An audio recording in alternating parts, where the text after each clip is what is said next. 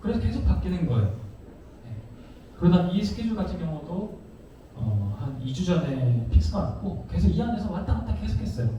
그래서 여기에 소속되어 있는 어떤 배우분들도 계속 기다렸었죠. 네. 변수가 너무 많기 때문에 기다리셔야 된다. 그렇게 만약에 2주 전에 스케줄표를 받고 이때 내가 촬영이구나 라고 하지만 또 1차표를 받으셔야 돼요. 그 1차표 안에 내가 언제 찍는다 이게 정확히 담겨 있거든요. 그래서 그거는 보통 하루 전날 나와요. 빠르면 이틀인데, 그래서 여러분들은 캐스팅이 되더라도 이게 계속 기다림의 연속이라는 것을 말씀을 드릴게요.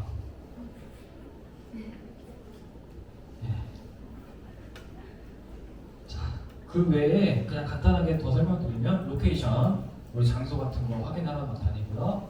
콘티 중요하죠. 콘티도 우리 콘티 작가님이랑 촬영 감독님 이렇게 해서 콘티를 만듭니다. 그리고 미술 컨셉 회의를 또 해요. 이 장소에 맞게 이런 식으로 꾸미면 좋겠다. 그런 미술팀도 회의를 하고 배우 리딩 또 하죠. 주연 배우들. 자, 그렇게 해서 크랭크인이 들어갔어요. 여러분들 중에 받으셨던 분들, 그러니까 현장에 가보신 분은 아시겠지만 1차표가 있어요. 그 1차표 보는 법을 그냥 간단하게 설명드릴게요. 자, 1차표가 나오잖아요. 그럼 만약에 지금 잠깐 안 보실 수 있는데 일본 미녀 딜러로 내가 캐스팅 됐다고 가정을 해봅시다. 그러면은 이 중에 일본 미녀 딜러라고 써있는 게 있거든요. 그러면은 이때부터 내가 출연하는 거예요. 네. 그렇게 이해하시면 돼요. 이게 이제 신 내용이고 신 만큼 이런 식으로 나와있고, 그럼 여기 보면 9시잖아요. 그럼 내 연기는 9시부터 시작되는 거예요. 근데 가는 거는 이거보다 많이 일찍 가요. 여기 보면은 일본 미녀 딜러는 8시 15분으로 돼 있어요. 의분 완료, 그러니까 완료하는 시간이. 그리고 콜타임은 6시 40분이에요. 이렇게 아주 일찍 와서 계속 기다립니다. 근데 그럼 왜 이렇게 기다리게 하느냐? 의상팀, 분장팀이 인원이 한정돼 있어요. 그래서 주연 배우들을 먼저 부를 수가 없잖아요, 우리가. 그래서 주연 배우들을 뒤로 빼고 상대적으로 단역분들을 앞으로 배치를 해요. 그래서 이렇게 텀이 되는 거예요. 의상 분장팀은 여러 분 하고 그 다음에 이제 주연 배우들 하는 거죠. 그렇게 해서 조금 더 일찍 오게 된다. 그렇게 해서 촬영을 9시부터 해서 지금 이 일본 미녀 딜러는 5시 반에 해지고 끝났네요. 그리고 이제 귀가를 하시면 됩니다.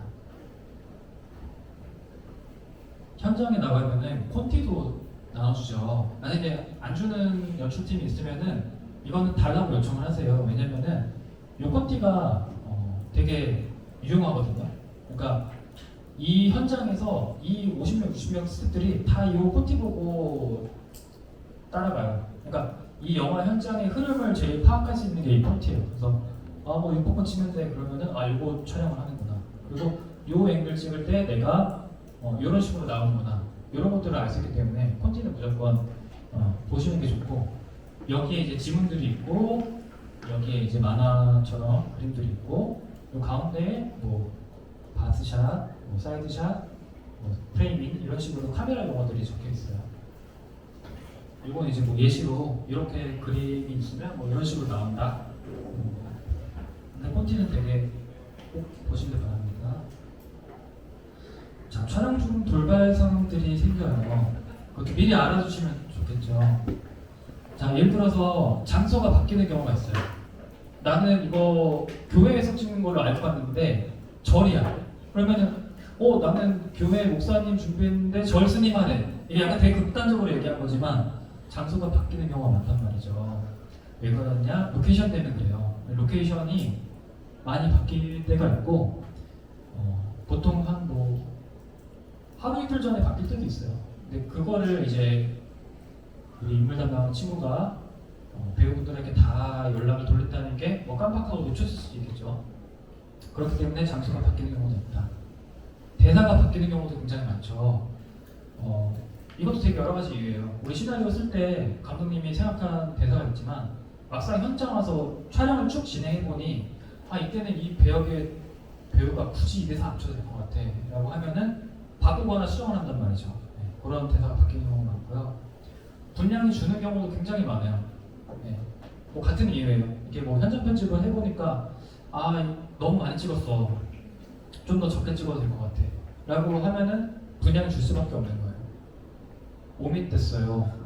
이게 좀 되게, 근데 이런 경우도 종종 있어요.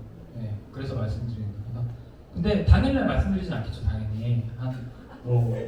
한 달이나 뭐 일주일 전에 얘기 드릴 수 있겠지만, 오밋되는 경우도 있어요. 뭐 같은 이유예요. 네, 그런 경우도 있고, 동선이 바뀌는 경우도 있다. 내가 폰티나 어떤 시나리오를 생각하고, 아, 여기서 뭐, 여기까지 걸어가는 거 생각했는데, 현장 와서 또 그렇게 생각하고 있었는데, 조금부터 그렇게 생각하고 있었는데, 갑자기 그냥 촬영 감독님이나 감독님이 아 그냥 앉아 있어 라고 하면은 그냥 앉아 있어야 되는 거예요. 이런 식으로 변수들이 되게 많다. 자 잠깐 슈어님에서 자 우리 홍경표 촬영 감독님 너무나 유명하시죠. 되게 좋으신 작품들 많이 찍으셨고 촬영 정말 잘하시고 요번에 호프로 까메오 가셔서 또 되게 좋으시잖아요. 하여튼 되게 유명하신 분인데 이 홍경표 촬영 감독님이 하신 말씀이 있어요. 저도 얼마 전에 봐가지고 한번 보여드릴게요.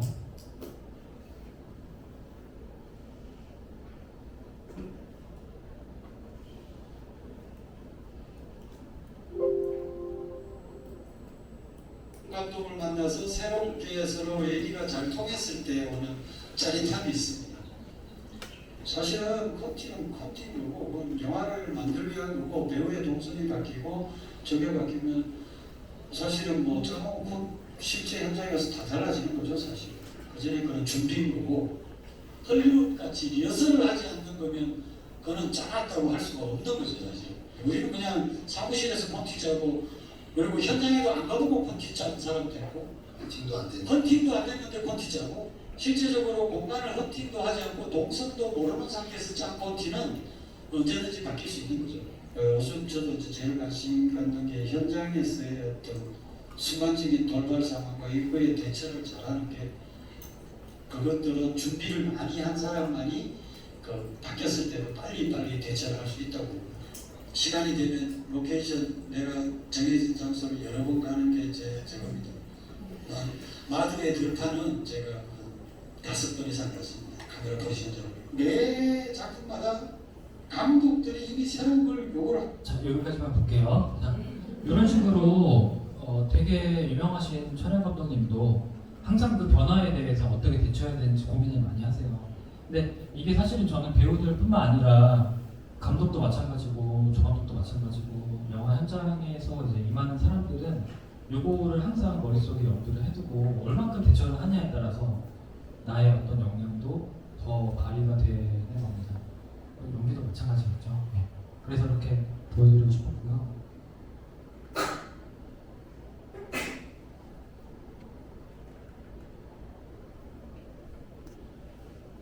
자, 연기까지 다 하셨어요 현장에서. 그러면은 계약서를 받아요. 자, 계약서도 간단하게 짚고 넘어갈게요. 자, 여러 가지 종류가 있거든요. 네, 회차별 계약이 있어요. 일단 한 회차당 30만 원이다. 이런 식으로 회차별 계약을 하는 경우가 있고 통계학의 경우도 있어요. 예를 들어서 한 5회차 정도 배우님 나오실 것 같은데 한 200 정도를 책정하겠습니다. 그러면은 항상 그걸 잘 보셔야 돼요. 만약에 회차가 추가될 경우에 인센티브가 붙는지 그거 한번 체크를 해서 물어보셔야 되고요. 부수별 계약도 있어요. 드라마 같은 경우에는 아직도 부수별 계약을 해요. 이게 뭐냐면 내 캐릭터가 1부에 나오고 2부에 나오는데 3부부터 안 나와요. 그러면은 1부, 2부 몇 회차를 하든 간에 난 이 금액을 받는다는 계약인 거예요. 그럼 뭐 이제 10회가 될 수도 있고 15회가 될 수도 있겠죠. 그래서 금액이 좀 높아요. 근데 이거는 드라마의 특성상 전체 대본이 나오는 게 아니기 때문에 어쩔 수 없이 이런 부수별 계약을 하는 경우가 많다.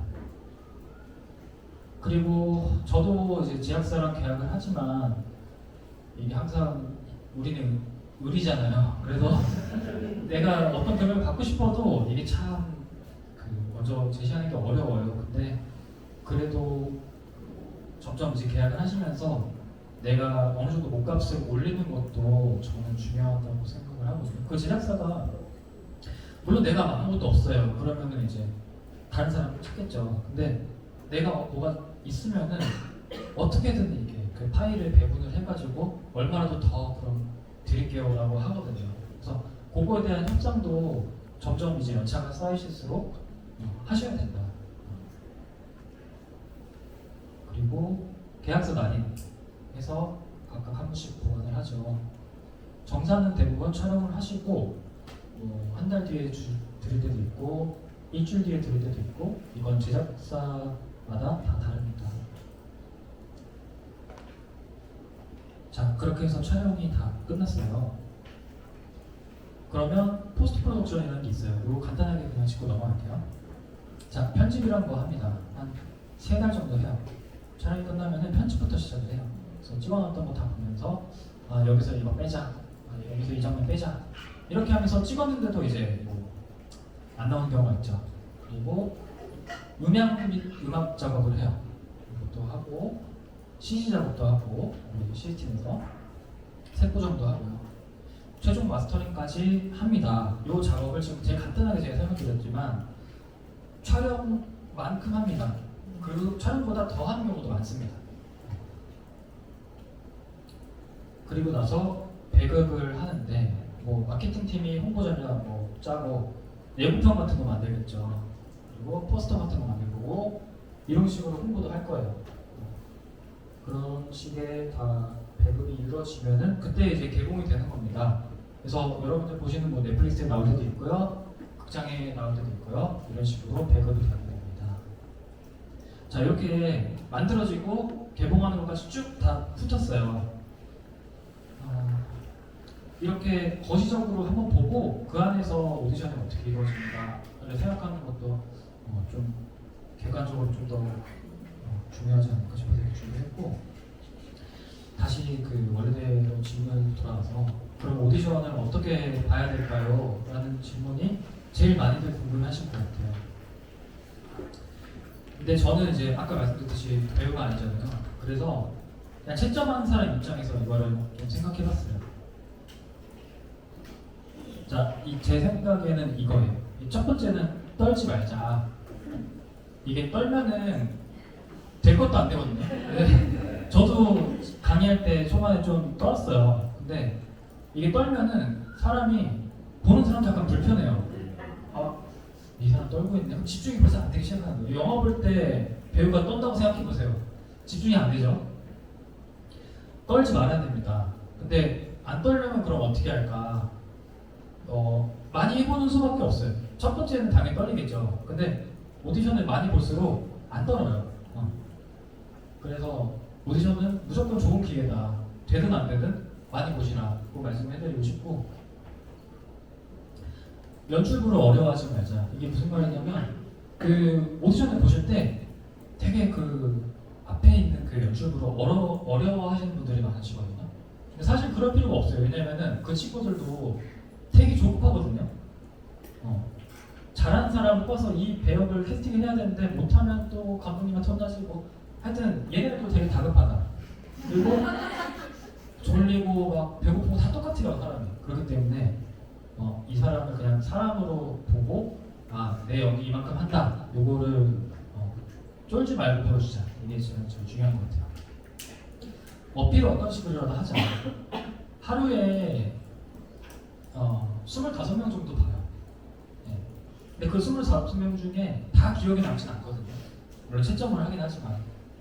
그러면은 그 연출부도 사람인지라 그 중에서 제일 잘했던 한 5-6명만 이제 폴더에 넣는단 말이죠. 그러니까 인상을 남기자.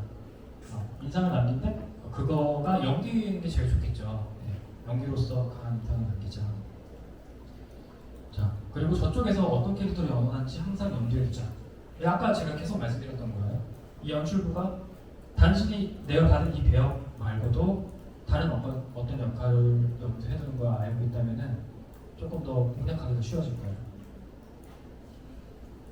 자, 채점을 할 때 어떤 기준으로 그럼 하느냐? 저는 이런 기준으로 해요.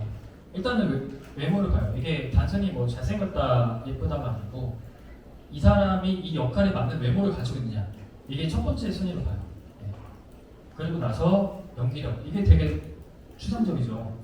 근데 뭐 여러분들도 다 영화 보시면은 저 배우 연기 잘해 라고 누구나 얘기하잖아요, 전문가 아니어도. 그러니까 그건 되게 주관적인 거예요. 하지만 연기력 분명히 되게 중요하다. 딕션도 되게 중요해요. 딕션도 아예 칸이 따로 있어요, 저는. 그러니까 왜냐면 딕션이 그 대사 전달력이거든요, 결국. 그러니까 이게 생각보다 되게 중요해요. 이 딕션만 보는 감독님도 많기 때문에 딕션도 되게 중요하다. 순발력, 아까 계속 말씀드렸듯이 현장이 계속 바뀌기 때문에 인물 담당 입장에서는 순발력이 뛰어난 배우를 뽑고 싶어요. 예를 들어서 어떤 상황이 급작스럽게 바뀌었어. 그러니까 뭐 이런 역할로 이분을 뽑았는데 현장에서는 다른 역할을 요구할 수도 있잖아요. 그거에 대해서 본인이 어떤 체계를 가지고 생각했다가 딱 달라졌을 때 그거 어떡하지? 라고 하면은 그 다음에 이제 안 부르겠죠. 그러니까 이게 순발력이 좋은 사람을 뽑고 싶어 한다는 거예요. 이것도 좀 연구를 해주시면 좋겠고, 특이사항, 뭐 예를 들어서 뭐 이분이 뭐 태권도를 잘하셔, 그런 어떤 특이사항도 봐요. 뭐 이분이 피아노를 잘 쳐, 일단 다 적어놔요. 어떻게 될지 모르니까. 이미지 단역 가능 여부, 이것도 굉장히 많이 질문 받으실 거예요. 이미지 단역 가능하십니까? 근데 제가 아는 많은 배우분들이 이 이미지 단역을 하실 때 현타가 많이 와요. 왜냐면은 가서 거의 대사도 거의 못하고요. 그냥 어떻게 보면 고출처럼 이렇게 그냥 왔다 갔다 계속 하거든요. 근데 그래서 좀 많이 기피를 하시는데, 어쨌든 그래서 물어봐요. 이때 물어봐놓고 만약에 하고 싶다고 하면은 뒤에 가서 이미지 단역이라도 그럼 어떻게 하시겠습니까? 라고 연락을 드리는 거죠. 그래서 요것도 꼭 체크를 한다. 근데 저는 그냥 개인적으로는 그래요. 이미지 단역이라도 저는 좋은 기회라고 생각하거든요. 이게 뒤에 말씀드릴 텐데, 네, 뒤에 말씀드릴게요. 뒤에 말씀드릴게요. 실제 실전표입니다. 안 보이실 수 있어서 제가 읽어드릴게요. 어떤 드라마 작업을 할 때 제가 채점한 건 아니고요. 이제 제 밑에 있었던 친구가 채점한 건데, 보면은 조금 더 점수와 체계적으로 안 하고 되게 인상들 위주로 남겼어요. 네, 그만큼 이제 나의 인상을 심어주는 게 되게 중요하다. 여기 실명을 잠깐 제가 드리겠습니다.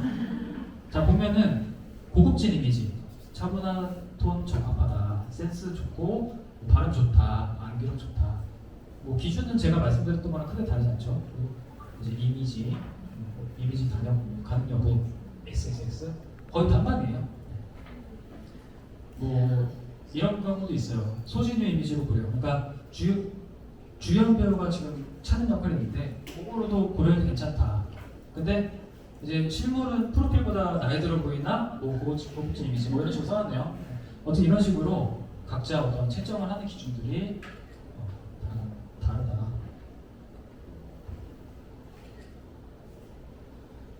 그리고 그 외에 실전 팁들 그냥 제가 좀 생각해봤습니다. 일단 사람들과 친해져 놓고 보자. 이게 무슨 말이냐? 그러니까 저도 그렇고 여러분도 그렇고 이 영화 일을 한다는 게 어떤 시험을 봐가지고 내가 어디 입사해가지고 쭉 다니는 게 아니잖아요. 내가 여기서 오디션이 붙어도 그 다음에 떨어질 수 있는 거고 그 다음에는 안 쓸 수 있는 거고.